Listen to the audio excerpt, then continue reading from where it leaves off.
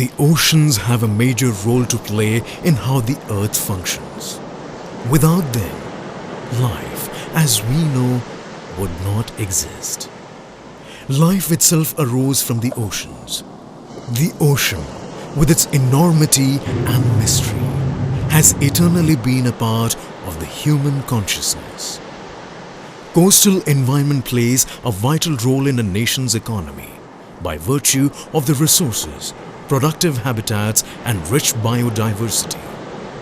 India has a coastline of about 7,500 kilometers. The coastal zone is also endowed with a very wide range of coastal ecosystems like mangroves, coral reefs, sea grasses, salt marshes, sand dunes, estuaries and lagoons. The Indian coastal region has a privileged combination of valuable natural resources and a unique landscape. That is why living on the coastal area and utilizing these natural resources are as old as the origin of civilization.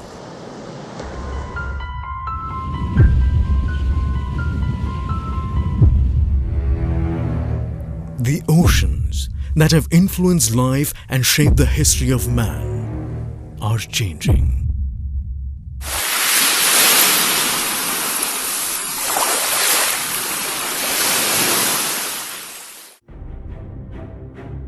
Climate change is one of the most critical global challenges of our times. Climate change in the coastal zones is likely to be manifested through the worsening of climate-related problems like erosion, flooding, subsidence and deterioration of coastal ecosystems. The key climate-related risks in the coastal zone includes tropical cyclone, erratic precipitation and changes in temperature and sea level rise. This sea level rise is essentially happens because of three main reasons.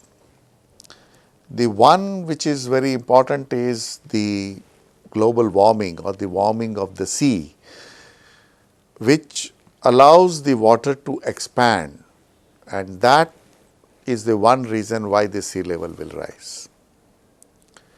The second, which is a very important reason, is the ice or glaciers on land like Antarctica or Greenland or on Himalayas. When they melt, that water adds to the sea. But there is equally important third reason is due to the change in the ocean basin.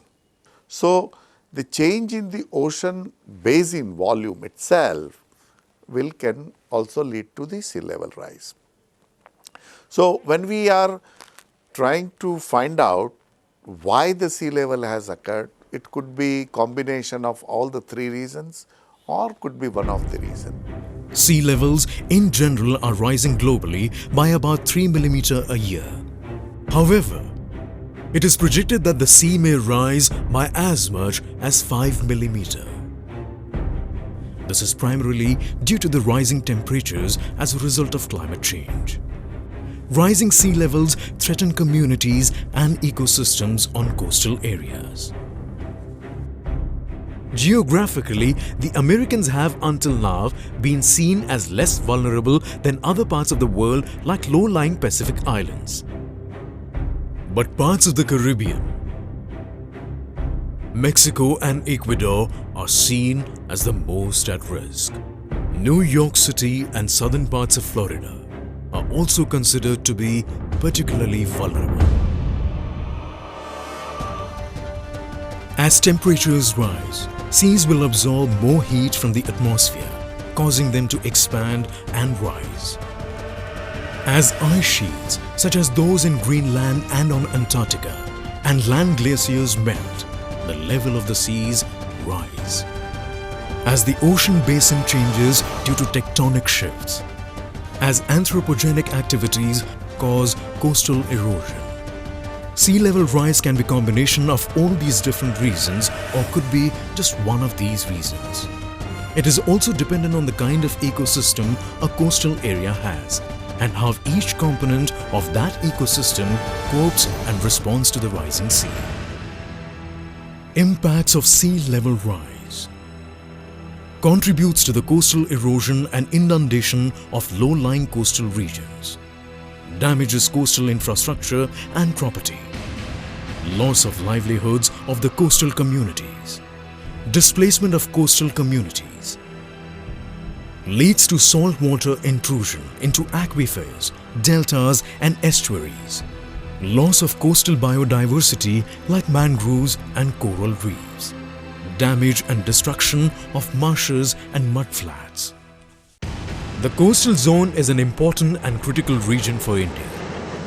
Sea level rise will affect many regions, with the Andaman and Nicobar Islands, the Lakshadweep Island in the southwestern part, the low-lying deltic region in West Bengal and the Kutch region in Gujarat are likely to be the most vulnerable area.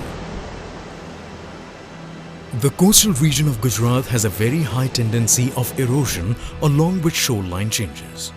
Out of the total 1600 km of long coastline of the state, total 732.80 km of the area is classified as erosion-prone area. Out of the total erosion-prone area, 5.3% area is classified as high erosion area.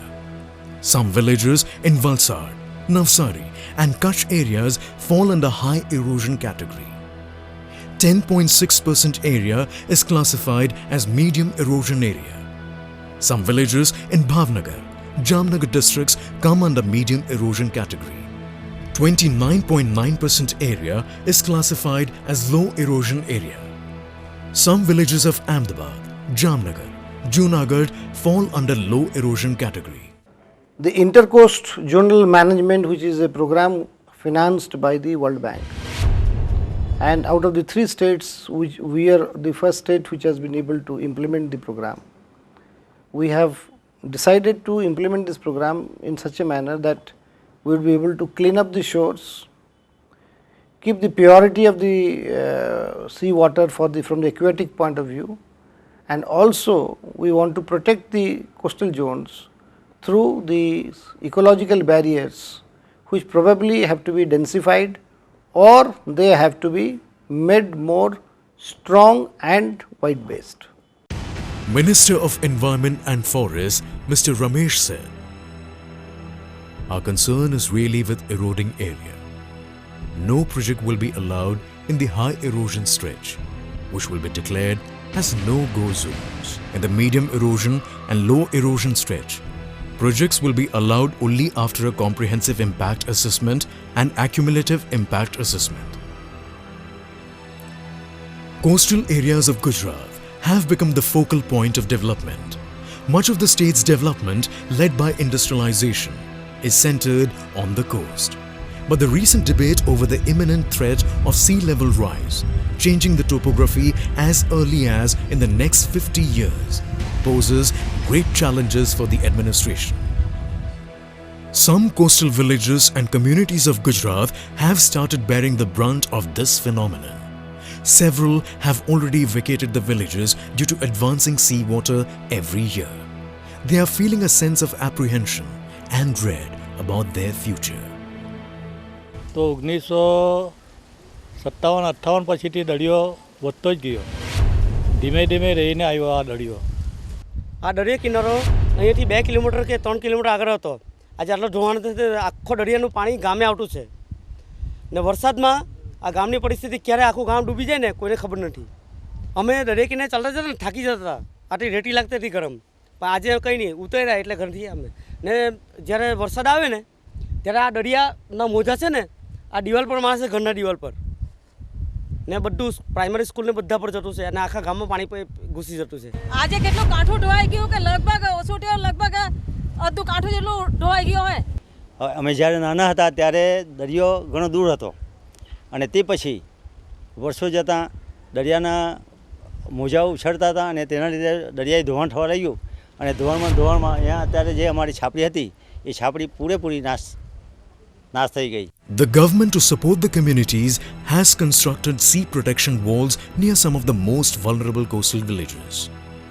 These communities, however, feel an urgent need for action to identify ways and means to reduce the impact of sea level rise on their daily lives. આ દિવાલ બનાવી એટલે અમારું ઉડતીમાં એમ કે ઉડતી છે કે ભરતી છે અમને કંઈ સમજ નથી પડતી. કેવી રીતે પાણી આવે ને કેવી રીતે જાય એ સમજ નથી પડતી એટલે શાંતિ છે અમને. Even as investment worth millions has already been pledged at various strategic points across the coast, the Gujarat Ecology Commission, GEC, is sincerely trying to understand the specific impacts of sea level rise that can have in these areas. Gujarat Ecology Commission, an apex organization working under Forest and Environment Department, Government of Gujarat, has initiated a number of measures to mitigate the ill effects of sea level rise phenomena. These include large-scale mangrove plantation activity along the Gulf of Khambat and Gulf of Kutch, with active involvement of the local communities. Building capacity of the community members through trainings in managing the coastal natural resources in a better way. Through awareness generation programs along the coastal stretches for natural resource conservation.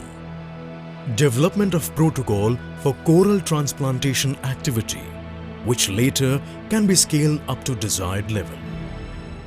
All these measures are taken up by the GEC under an ambitious integrated coastal zone management project funded by the World Bank through Ministry of Environment and Forest, Government of India.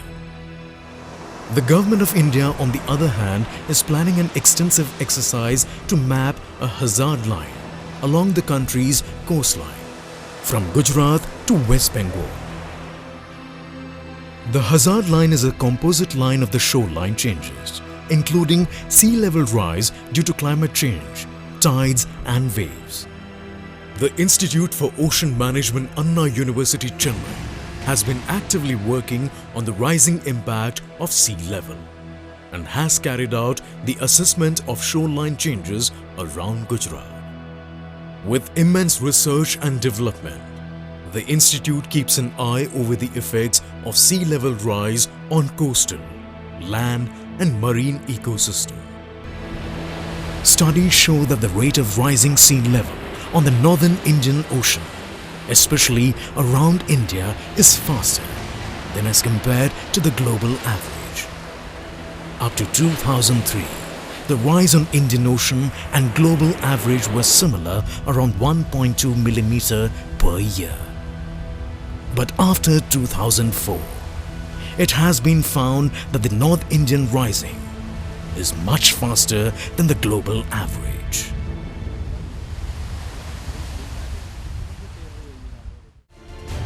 Sea level, however, does not rise noticeably overnight. Not in months, not even in years.